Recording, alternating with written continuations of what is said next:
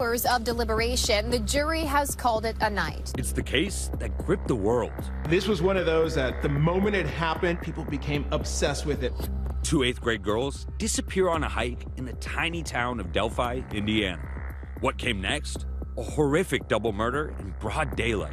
This city of 3,000 is on edge. Two bodies found, no one in custody. The bodies have been positively identified as Abigail J. Williams, 13, of the Delphi area, and Liberty Rose Lynn German, 14. This is considered a double homicide investigation. What do you think really happened? Drop your thoughts below and subscribe to The Dark Unveiling for more untold stories. February 13, 2017. Started like any ordinary Monday for 13-year-old Abigail Ubby Williams and 14-year-old Liberty Libby German. The two girls were close friends, adventurous and full of curiosity. That afternoon, Libby's older sister drove them to the Monon High Bridge Trail, a popular hiking spot near Delphi, Indiana. Their plan was simple: spend a few hours exploring the trail before being picked up by Libby's father later in the day. But what should have been a routine hike quickly became the beginning of a tragedy that would grip the nation. When Libby's father arrived at the trailhead, the girls were nowhere to be found. Attempts to reach Libby's phone failed, and concern turned quickly into panic. That evening, friends, neighbors, and law enforcement began searching the trail and surrounding areas, but no sign of the girls appeared. The next morning, February 14, 2017, the search ended in horror. Both Ubby and Libby were found in a wooded area near the trail, victims of fatal injuries to their throats. The grief that followed rippled through the small community of Delphi and quickly spread nationwide. Two young lives were stolen, and with them, a sense of safety vanished for the town. Yet amid this tragedy, Libby had left behind a crucial clue. On her phone, she had recorded a short, grainy video showing a man walking behind the girls on the bridge. In the audio, a male voice is heard saying, "Guys, down the hill." The clip, brief and unpolished, became the focal point of the investigation. Dubbed Bridge Guy, the man captured in Libby's recording would later dominate both the investigation and the national media coverage, remaining unidentified for years. Over the next 5 years, law enforcement faced a relentless and complex case. Thousands of tips poured in from across the country. Investigators released sketches, conducted interviews, and held press conferences begging for information. Yet despite the effort, the man in Libby's video remained a mystery. The case grew cold, leaving families desperate for justice and a community haunted by fear and unanswered questions. This is the backdrop of the Delphi murders. Two young girls gone, a grainy video that hinted at the killer's identity, and a case that would remain unresolved for years. But the story would take a shocking turn in 2022, when a simple clerical error would reopen the investigation and change everything the public thought they knew about who was responsible. For over 5 years, the Delphi murder case remained a haunting mystery. Despite exhaustive efforts, investigators had no confirmed suspect, only the haunting image of Bridge Guy from Libby German's phone video. The town's grief lingered, and tips, sketches, and interviews yielded little progress. But in September 2022, a discovery in the Indiana police files changed everything, and it was almost accidental. A volunteer clerk going through archived case files noticed something unusual. Among hundreds of tip sheets was a document that had been mislabeled as cleared in 2017. On closer inspection, she realized it contained a name: Richard Ullun. The tip had been submitted just 3 days after the murders. Ullun claimed he had been on the Monon High Bridge Trail between 1:30 p.m. and 3:30 p.m. on February 13, 2017. According to the note, he reported seeing 3 girls on the trail that day. But despite being interviewed briefly by investigators at the time, the tip had been ignored and filed away, essentially forgotten for over 5 years. Richard Ullun, at the time of his eventual arrest, was 52 years old. He lived in Delphi and worked as a pharmacy technician at CVS, just blocks away from the courthouse where he would later face trial. To many, he was an ordinary, unassuming man.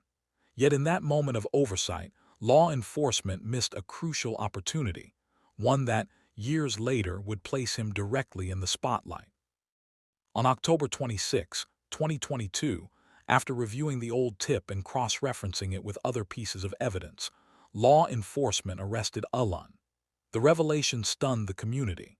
Here was a man who had lived in plain sight, yet somehow evaded scrutiny for years. Investigators quickly examined his connections to the area, his movements on the day of the murders, and his potential proximity to the Munun High Bridge Trail. Surveillance records, phone activity, and interviews painted a picture that was chilling in its ordinariness. A man living quietly while carrying the suspicion of horrific crimes. Ulan's arrest brought a mix of relief and skepticism. Relief, because law enforcement finally had a tangible suspect.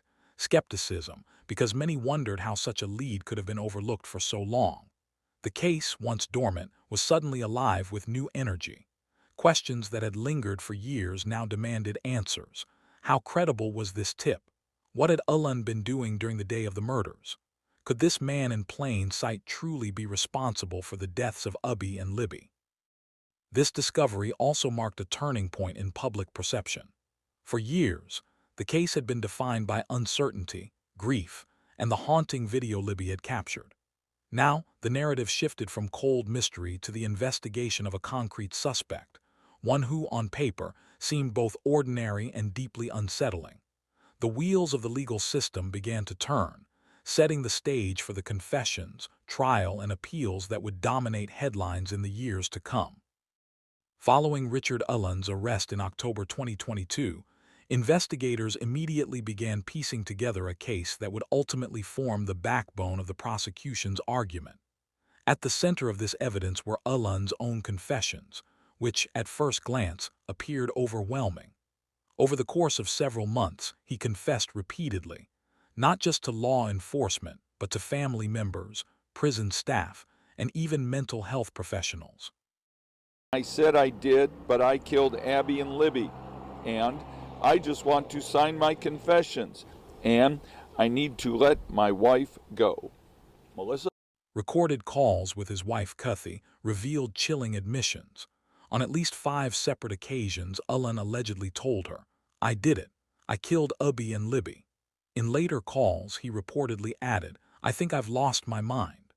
These statements were coupled with confessions to his mother, prison guards, and psychologists, in which he described in disturbing detail how he ensured the girls were dead, and even how he covered their bodies with sticks. To the prosecution, these confessions painted a damning picture of guilt that was both specific and consistent. Yet alongside these confessions, another piece of evidence had already captivated public attention: the bridge video. Libby German's grainy phone recording showed a man walking behind the girls and captured a voice saying, "Guys down the hill." Dubbed Bridge Guy, this footage became one of the most analyzed clips in recent true crime history, although it lacked absolute identification. Investigators argued that Ulan matched the man's clothing and physique. The video created a visual anchor for the case, a moment frozen in time that connected the suspect to the location of the crime. Beyond the confessions and the video, prosecutors also relied on physical evidence. A .40 caliber unspent round was found near the girls' bodies, and forensic experts testified it had been cycled through Ulan's Sig Sauer pistol. Surveillance footage from nearby areas, though incomplete, placed Ulan in proximity to the trail. Collectively, these elements built a narrative that seemed, at least on the surface, airtight. However, even amid this seemingly overwhelming evidence, questions began to emerge. Some details in Ulan's confessions were inconsistent with forensic findings. For example, he claimed to have used a box cutter, whereas medical experts indicated the injuries were more consistent with a larger blade. Certain confession details could have been inferred from publicly available media reports, raising the question of how much of the admissions were genuine memory versus conjecture. By the time the trial began, the prosecution's case rested on 3 pillars: Ulan's numerous confessions, the bridge video, and physical evidence linking him to the crime scene. For the jury, the confessions were especially compelling, offering an intimate glimpse into the alleged perpetrator's mind. Yet, as later appeals would argue, the very confessions that seemed most incriminating might also have been the most problematic, given Allen's deteriorating mental health and the conditions under which they were obtained. This shows that while evidence initially appeared decisive, cracks were beginning to form, cracks that would become central to the story of the appeal and the broader questions about justice and mental health. By the time Richard Allen's trial began, the Delphi community and the nation had been following the case for nearly 7 years. Media coverage had been relentless, and the pressure on the court to deliver justice for Abby and Libby was immense. The prosecution presented a seemingly ironclad case, multiple confessions, the bridge video placing Bridge Guy at the scene, physical evidence linking Allen to the crime area, and his own prior admissions about being on the trail that day. The trial opened with prosecutors painting a vivid, chilling portrait of Allen as the man who had killed 2 teenage girls in cold blood. They introduced recorded phone calls with his wife, testimony from prison guards and mental health professionals, and a detailed timeline connecting him to the Monon High Bridge Trail. To jurors, the evidence appeared overwhelming. Each piece of testimony, each recording, each forensic link seemed to confirm Allen's guilt beyond a reasonable doubt. Allen's defense, however, argued that his confessions were unreliable. They emphasized his mental state during incarceration, particularly during the periods when he was placed in solitary confinement.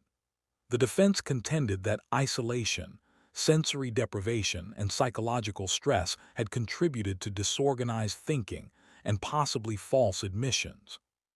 But at trial, the jury was faced with a mountain of repeated confessions, and the defense's arguments, though significant, struggled to outweigh the weight of the recorded statements. After 4 days of deliberation, the jury returned a unanimous verdict, guilty on all counts. Allen was convicted of 2 counts of murder and 2 counts of felony murder during an attempted abduction. For the families of Abby and Libby, this verdict was a long-awaited measure of justice, bringing relief after years of uncertainty, grief, and fear. Sentencing followed on December 20, 2024. The court imposed the maximum, 130 years in prison, 65 years for each victim, to be served consecutively. In the courtroom, emotions ran high. Families expressed a mix of sorrow and closure. Libby's grandfather, Mike Patty, urged strength and resilience, while Abby's grandmother, Diane Erskine, described the day as one of profound sadness and a bittersweet sense of justice. Yet even as the verdict was celebrated, questions lingered. Could confessions made under extreme mental and emotional stress truly reflect guilt? Did Allen fully understand the consequences of his admissions? Could any procedural errors during the trial cast a shadow over the conviction? These were questions that the public, and eventually appellate courts, would wrestle with, questions that blurred the line between justice served and justice complicated by human frailty and systemic oversight. This closes the first phase of the legal saga. From arrest to conviction, the story of Richard Allen seemed resolved. But the issues raised during the trial, particularly regarding mental health, solitary confinement, and the reliability of confessions, would ignite the next chapter in the Delphi saga, one that challenges not just the verdict, but the very foundation of the case. Even after the 130-year sentence, the story of Richard Allen and the Delphi murders was far from over. By 2026, Allen's legal team had filed an appeal that could potentially upend the convictions, focusing on a critical and deeply disturbing argument. The confessions that convicted him may not have been voluntary or reliable. Central to the appeal was Allen's mental state during his time in solitary confinement at Westville Correctional Facility. Unlike typical pretrial detainees, Allen was transferred to a maximum security prison immediately following his arrest in October 2022. He remained in solitary confinement for 13 months, a duration far beyond the limits recommended by the Indiana Department of Corrections for individuals with serious mental illness. During this period, his contact with other humans was minimal, sleep was disrupted, and he was constantly under surveillance. According to testimony from Dr. Deanna Dwinger, Indiana's executive director of mental health services, Allen's confinement conditions had a profound impact on his psychological health. While he initially had a history of depression and anxiety, by April 2023, Allen had been diagnosed with a serious mental illness. Around this same time, his behavior deteriorated rapidly. He refused clothing, smeared feces in his cell, banged his head against walls, lost significant weight, and even ate paper. These were not isolated incidents but chronic behaviors that reflected severe psychosis. Multiple mental health professionals, including forensic psychologist Dr. Polly Westcott, evaluated Allen and concluded that he was experiencing genuine psychotic episodes during the period when most of his confessions occurred. His speech was disorganized, his thought patterns fragmented, and his grasp on reality fluctuated. Experts testified that individuals subjected to extreme isolation often confessed to crimes they did not commit, not out of deception, but because the mind begins to blur fact and delusion. Complicating matters was the role of Dr. Monica Walla, Allen's prison psychologist. While she documented his decline and diagnosed him with brief psychotic disorder, she also admitted to being a true crime enthusiast, having visited the crime scene prior to Allen's arrival. Defense attorneys argued that her personal investment in the case could have influenced her assessments, raising questions about the objectivity of Allen's psychological evaluations. The appeal argued that every confession Allen made during this period should be considered involuntary, tainted by psychosis and inhumane treatment. If the court agrees, it could strike down the confessions, the very evidence that had formed the backbone of the prosecution's case. Without them, the convictions are significantly weakened, leaving jurors' interpretation of circumstantial evidence, the bridge video, and physical items far less conclusive. This exposes a stark reality. Even the most damning confessions can be legally and psychologically complicated. It forces viewers to confront unsettling questions about the justice system. Can a confession obtained from a man in psychosis ever be considered valid? And if it isn't, what does that mean for the families seeking closure? While confessions formed the backbone of the prosecution's case, the Delphi murders also relied heavily on physical evidence to tie Richard Allen to the crime. Yet, as the appeal highlights, the forensic record is far from airtight, raising serious questions about whether the conviction truly meets the standard of proof beyond a reasonable doubt. One of the key pieces of evidence was an unspent .40 caliber bullet found near the girls' bodies. Forensic experts testified that the round had been cycled through Allen's Sig Sauer pistol, a claim that would later be challenged in court. The defense pointed out that matching an unfired bullet to a specific weapon is far less precise than traditional ballistic analysis, which relies on rifling marks on fired bullets. They also noted gaps in surveillance and documentation, suggesting the bullet could have been introduced accidentally or even originated from law enforcement officers carrying similar firearms.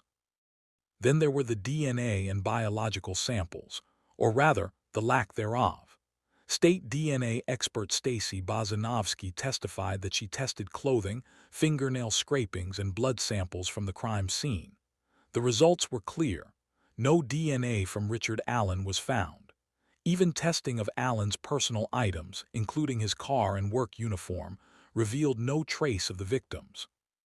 To make matters worse, several hair samples collected at the crime scene were never tested, a decision the defense described as a failure to pursue potentially exculpatory evidence. These gaps became central to the appeal. If Allen's confessions were struck due to his psychosis in solitary confinement, what remains is circumstantial evidence that is far from conclusive. Surveillance footage placed him near the trail but could not definitively prove he was the man in Libby's video. Some details of his confessions, such as covering the girls' bodies with sticks or mentioning a CVS dumpster, may have been inferred from publicly available information. Moreover, certain claims, like the use of a small box cutter, contradicted forensic analysis showing injuries consistent with a larger blade. The appeal emphasizes that these gaps are not minor inconsistencies, but potentially pivotal weaknesses in the state's case. Legal experts argue that if confessions are invalidated, the remaining physical evidence alone may not be sufficient for a conviction, leaving the case vulnerable to reversal or retrial. Who can't believe he's committed such an unspeakable crime. It's all right, babe. The video was recorded as Richard Allen was being questioned by police in the slayings of best friends Libby German and Abby Williams in Delphi, Indiana. I love you. Allen tells his wife Kathy he's innocent. I didn't murder anybody. I didn't help somebody murder anybody. The girls were found slain on this hiking trail across an abandoned railway bridge in 2017. They shot this image of a suspect and recorded his voice. Were you on the bridge? I told them I was on the bridge. I went out to the first trestle. Oh, okay. That first thing. I don't remember you telling me that. Cops have just informed Allen, who worked at a local CVS, that a bullet found at the murder scene has been traced to his gun. Is his wife beginning to wonder if he did it? How did a bullet from your gun get out there? I don't know, honey. Because they said it came from our gun. I know that's what believe me, that's what they're telling me. But how did it get there? I don't know. There's two explanations. One is, the bullet didn't come from my gun. It did though, honey. They've got ballistics on it. I get that. Then it didn't come from a murder scene. I don't know what else to say. A detective now enters the interrogation room. Allen and his wife kiss and hug as she leaves. Do the right thing, Kathy. Tell him to do the right thing. The questioning continues. This exposes a chilling reality. Even in cases that seem overwhelming, forensic evidence is rarely flawless. And when combined with questions about a defendant's mental state, procedural errors, and untested materials, it raises a critical concern. Can a conviction based primarily on confessions withstand scrutiny in appellate court? The appeal doesn't stop at confessions or physical evidence. Allen's attorneys have also zeroed in on alternative theories and procedural controversies that were sidelined during the trial. One of the most striking points revolves around a theory the defense tried to introduce but was barred from presenting, the so-called Odinism theory. This argument suggested that Abby and Libby may have been victims of a ritual act linked to individuals in the area with ties to Odinism, a pagan Norse religion occasionally co-opted by extremist groups. The defense pointed to symbolic arrangements of sticks over the bodies and a mark on a nearby tree as potential indicators of ritualistic intent. The trial judge, however, excluded this line of argument, ruling that the defense had not established a strong enough connection between these individuals and the murders. To the jury, the possibility of other suspects or motives was never fully explored. On appeal, the defense contends that preventing jurors from considering alternative theories violated Allen's constitutional right to a complete defense. They argue that when physical evidence is circumstantial and confessions are potentially compromised, excluding other plausible explanations creates an incomplete picture of the case. Adding to the complexity, testimony from former law enforcement officers introduces further uncertainty. Former Carroll County Sheriff Tobe Leesenby testified that he believed up until August 2023 that multiple people may have been involved in the crime. Likewise, Delphi's former fire chief, Darrell Sterrett, noted inconsistencies in the initial search of the area. Clothing items belonging to Abby and Libby were discovered later, suggesting the possibility of missed evidence or delayed reporting. These contradictions raise questions about the thoroughness of the original investigation. Combined, These procedural and investigative issues underscore the tension between achieving justice for the victims and ensuring the defendant receives a fair trial. They highlight that even with confessions, video footage, and some physical evidence, legal outcomes are never solely about the apparent clarity of the facts. They also feed into the broader appeal argument. If jurors never saw the full spectrum of possibilities, can the conviction truly be considered just? As this stage of the legal battle unfolds, the Delphi murders case has become not only a story of tragedy, but also a lens through which to examine how law enforcement, courts, and mental health intersect. It asks uncomfortable questions. Are all convictions based on confessions reliable? How should courts weigh circumstantial evidence against potential procedural errors? And most importantly, if the legal system missteps, does that leave the real perpetrator free, while an innocent person bears the punishment? As the appellate process moves forward, the Delphi murders case remains a haunting and unresolved story. Richard Allen sits in prison, serving a 130-year sentence, yet the legal questions surrounding his confessions, his mental health, and the gaps in physical evidence have cast a long shadow over the conviction. The appeal challenges the very foundation of the case, asking whether justice was truly served, or if procedural oversights and the effects of solitary confinement created a situation in which confessions may not reflect reality. For the families of Abby and Libby, this is a moment of unimaginable tension. They waited years for arrests, endured a drawn-out trial, and finally received what they believed to be closure. Now, with the appeal questioning the validity of the convictions, they face the possibility that the legal system may revisit the case, reopening wounds that were only just beginning to heal. The fear that the real perpetrator, the person seen in Libby's video, could still be free adds another layer of anguish to an already tragic story. Beyond the families, the case raises broader questions about justice in the United States. How should courts weigh confessions made under extreme psychological stress? What safeguards exist to ensure that someone's words reflect truth rather than the effects of mental illness or coercion? And how much leeway should the legal system allow when procedural errors, untested evidence, and alternative theories were excluded during the initial trial? These are not simple questions, and they underscore the delicate balance between pursuing justice for victims and protecting the rights of the accused. Ultimately, the Delphi murders case is a stark reminder of how fragile justice can be. 2 young girls lost their lives, and a community has lived in fear and sorrow for nearly a decade. The appeal will test the legal system's ability to navigate the tension between finality and fairness, punishment and due process. Whether the convictions stand, a new trial is ordered, or Richard Allen's confessions are thrown out, the truth about that day on the Monon High Bridge Trail and the person responsible remains a haunting question. For viewers following the case, the takeaway is clear. Justice is not just about securing convictions. It's about ensuring that those convictions are fair, accurate, and built on unshakable evidence.